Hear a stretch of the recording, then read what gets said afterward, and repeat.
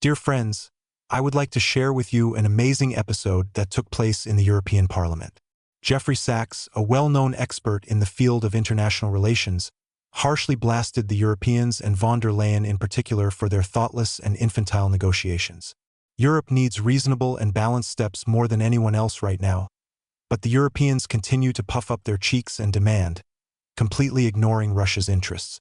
According to Sachs, the Europeans have already lost and made the main mistake. They quarreled with Russia, with which they have been building relations for hundreds of years. Instead, they continue to be friends with the United States, which simply betrayed them and caused them a terrible energy and political catastrophe. Sachs also noted that the conflict in Eastern Europe was provoked. In general, friends, get ready to hear Sachs's devastating speech in the European Parliament, which literally shocked the Europeans. No one in the European Parliament has ever uttered such a truth. So let's go. And before I show you the highlights of Sachs' speech, I'll say a few words. For a quarter of a century, the West has surprisingly continued to underestimate Putin. It would seem that some lessons should have been learned long ago, but apparently the habit of looking at Russia through the prism of one's own fantasies turned out to be too strong. Putin once proposed building a joint security system in Europe and hinted at the possibility of cooperation with NATO. But then in Washington and Brussels, smiling condescendingly, they said, "Fuck off. We don't need Russia in the European security system. We can handle it ourselves." Alas, as the following decades have shown, it was not possible to cope, and now the consequences of such an arrogant approach are felt by the whole of Europe. Then, when Dmitry Medvedev proposed a comprehensive security treaty in Europe in 2008, the West's reaction was as predictable as a plot in a Hollywood action movie. They said, "Thank you, but no. Because why make unnecessary commitments if you can just erode the system of strategic stability step by step? Isn't this a demonstration of a sincere desire to preserve peace and order?" The entire security system built after the Cold War was destroyed, and Europe found itself in a zone of constant instability. Meanwhile, the West continues to insist that what is happening is solely Moscow's fault. But the most interesting thing began when Russia decided it was time to act. The look of surprise on the faces of Western leaders when Putin announced that in response to the supply of long-range missiles, the world would see the Orshnik missile in action. And the world saw it. It seems that every time Western countries tried to crush Moscow and put it in a difficult position, the opposite happened. Remember how the sanctions that were supposed to disrupt the Russian economy, in fact, only led to the fact that European countries became victims of their own policies. They are facing record inflation, an energy crisis, and a loss of competitiveness. Western experts, of course, are not asleep.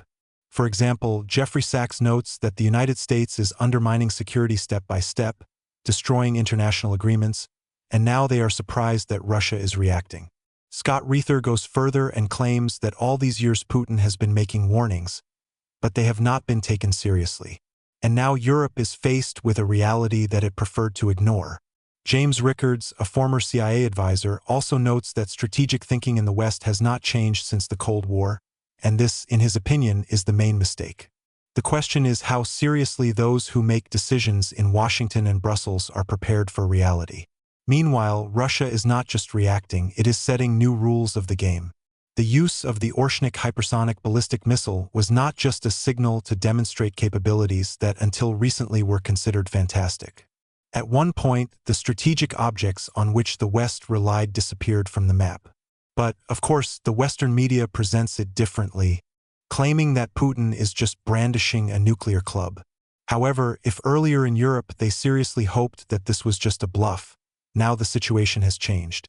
The question arises, how much more evidence is needed for Brussels to understand that Russia is not joking?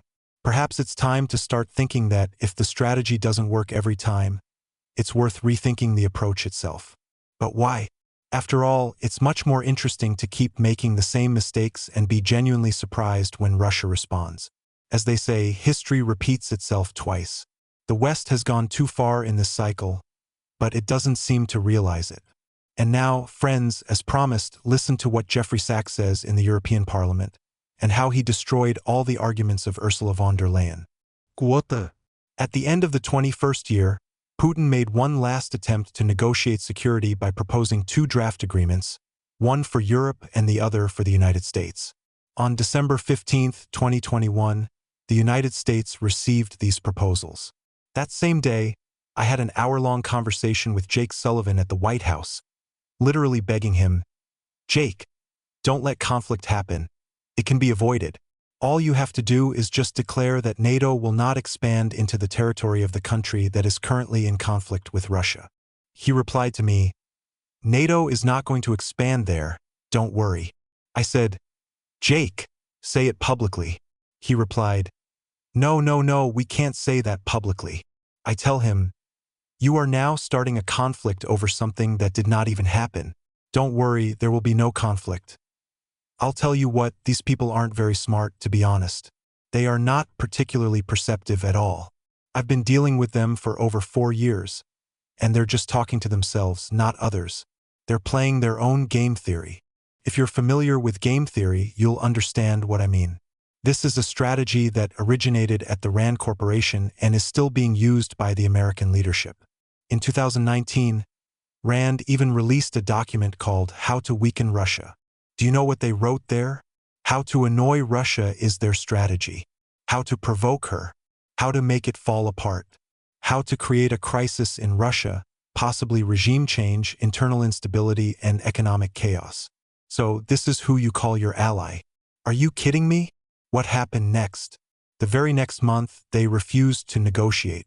The stupidest idea of NATO is the so-called open door policy. Are you serious? NATO reserves the right to expand wherever it wants, without taking into account the opinion of its neighbors. So, I would advise Mexicans and Canadians not to test this on themselves. Imagine if Canada suddenly said to China, "Why don't you build a military base in Ontario?" What would Washington's reaction be? I would not recommend it. And the United States would not say, "Well, we have an open door, that's their business, they can do what they want, it doesn't concern us." No, they would have reacted completely differently. But at the same time, adults in Europe continue to repeat these mantras. Representatives of the European Commission, your High Representative, they all carry this nonsense. This is not even the level of childish geopolitics, it's just a complete lack of thinking. So, the conflict has begun. What was Putin's goal? I can tell you which one. He wanted to force the president of a famous country to sit down at the negotiating table and agree to neutrality. And this happened 7 days after the start of the operation. You should understand this and not believe the propaganda that says that Putin failed, that he was going to take over a neighboring country. Ladies and gentlemen, let's look at things soberly. All that was needed was to keep NATO out. And what is NATO? This is the United States. The only question was to keep them out of Russia's borders. Nothing else. I have to add one more important point why this is so important. First, if China or Russia decided to place a military base on the border with the United States, whether on the Rio Grande or on the Canadian border, the United States would not just worry. The conflict would start within 10 minutes. But there is another reason. The United States unilaterally withdrew from the Anti-Ballistic Missile Treaty in 2002, thereby destroying the entire nuclear control system. It is extremely important to understand this. The nuclear weapons control system was based on preventing a first strike. The treaty was a key element of this mechanism. The United States withdrew from it in 2002, and this came as a shock to Russia. Everything I am talking about is happening in the context of the destruction of the nuclear deterrent system. And starting in 2010, the United States began deploying Aegis systems in Poland and then in Romania. Russia, of course, did not like this.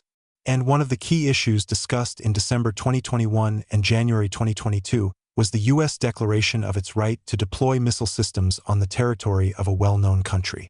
And what did Blinken say to Lavrov in January 2022? The United States reserves the right to deploy missile systems wherever it sees fit. Here's your ally. Now let's bring the medium-range missiles back to Germany. The United States unilaterally withdrew from the Treaty on the Elimination of Intermediate-Range and Shorter-Range Missiles in 2019. Today, we have no nuclear weapons control system at all. Zero. When the president of a well-known country said 7 days after the start of the operation, "Let's negotiate," I know absolutely all the details about it, because I have been talking with all the parties for several weeks. A document was agreed upon, which Putin approved, Lavrov handed over, and Turkish mediators helped organize the negotiation process. I flew to Ankara specifically to learn more about this. A well-known country was ready to sign the agreement, but at the last moment it refused. Do you know who it's because of? That's right, because of the UK. And now, to summarize for today, this project failed initially. The idea was that Russia would surrender. They thought that Russia would not be able to resist. The Americans were sure that they had the trump cards in their hands, that they would win because they could bluff. Russia will not fight seriously, Russia will not mobilize, we will disconnect them from SWIFT. It will destroy them, sanctions will crush their economy. I've been listening to this nonsense for 70 years, consciously, for about 56 years. They talk this nonsense every day. I know it by heart. I pleaded with representatives of a well-known country. I dealt with them, I advised them. I told them to be neutral, don't listen to the Americans. I repeated to them the famous phrase of Henry Kissinger. It is dangerous to be an enemy of the United States, but it is deadly to be their friend. I repeat once again for Europe. Being an enemy of the United States is dangerous, but being their friend is deadly. Friends, how do you like Sachs' statement in the European Parliament? I consider him one of the most pragmatic and objective experts in the world. But the only question is, will anyone hear him? I'm sure not, because since no one has heard it before, why would anyone hear it now, especially in the European Parliament? 3 years have passed since Europe decided to put everything on the line by entering into a tough confrontation with Russia. Dozens of packages of sanctions, loud statements, economic restrictions, all in order to break the Russian economy and isolate Moscow in the international arena. But here's the problem. Today, it is Europe that is facing the consequences of its decisions, and Russia, contrary to expectations, has not only survived, but also strengthened its position. The Russian economy did not collapse. When Western analysts predicted the collapse of the Russian economy, they clearly did not take into account several factors. In 3 years, the Russian economy has shown growth, and the unemployment rate remains at record lows, thanks to the reorientation of trade to the east and the development of its own industry. The country has adapted to the new conditions.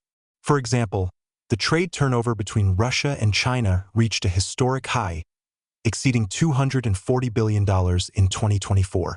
Moreover, the departure of Western companies has opened the way for domestic businesses and investors from friendly countries. The country's financial system has also adapted. The ruble has stabilized, payment systems have replaced their Western counterparts, and government reserves continue to grow. And what about Europe? The picture here is much less rosy. In 3 years, the European Union has faced a whole bunch of problems. Record inflation, the energy crisis, and the massive closure of enterprises. In my humble opinion, this happened due to the abandonment of Russian gas, oil, and coal. Previously, Europe received stable and cheap energy resources, but now it is forced to purchase LNG from the United States at inflated prices, which affects the cost of production and the lives of ordinary citizens. Factories are closing, and enterprises are shifting production to other regions of the world where conditions are more favorable. As a result, Europe began to lose competitiveness. Interestingly, it is precisely those companies that left the Russian market with pathos in 2022 that are now looking for ways back. News is increasingly appearing in the Western media that businesses are interested in returning to Russia, as leaving the country has resulted in huge losses. For example, French Renault was forced to sell its assets in Russia for a symbolic 1 ruble, and now it is looking for ways to occupy its niche again. Companies from Germany, Italy, France, and even the United States are analyzing ways to return, realizing that the Russian market has not only not collapsed, but has also become even more attractive due to the growth of domestic production and consumption. However, now the rules have changed. You can return, but on the terms of Moscow, not Brussels or Washington. Now, if America establishes relations with Russia directly, Europe will find itself alone with a ruined economy and growing discontent among citizens. Who lost in the end? Today, 3 years later, it becomes obvious that the Western sanctions policy has not only failed to break Russia, but has also hit the West itself. Europe has lost hundreds of billions of euros, lost cheap energy resources, weakened its industrial potential, and lost its credibility on the world stage. Russia has been able to adapt, strengthen relations with its eastern partners, and even come out of the crisis stronger. If the United States and Russia begin a new phase of cooperation now, Europe will only have to look for excuses for its failures and try to regain its lost influence. And the main question that remains unanswered is, why was all this necessary at all? Friends, now I want to express my opinion. The material certainly attracts attention for its frankness and harsh criticism of Western policy, especially with regard to Russia. I am grateful to Jeffrey Sachs for the courage to express his point of view in such an important context. He really touches on key issues that are of great importance for the modern world. However, despite the respect for his expert opinion, you should not blindly trust all his words. Every analyst, even with such an authority, has his own point of view, which can be subjective. It is important to look at the situation from different angles and not forget about the complexity of the geopolitical processes. Thank you for watching. Be sure to write your opinion in the comments. See you.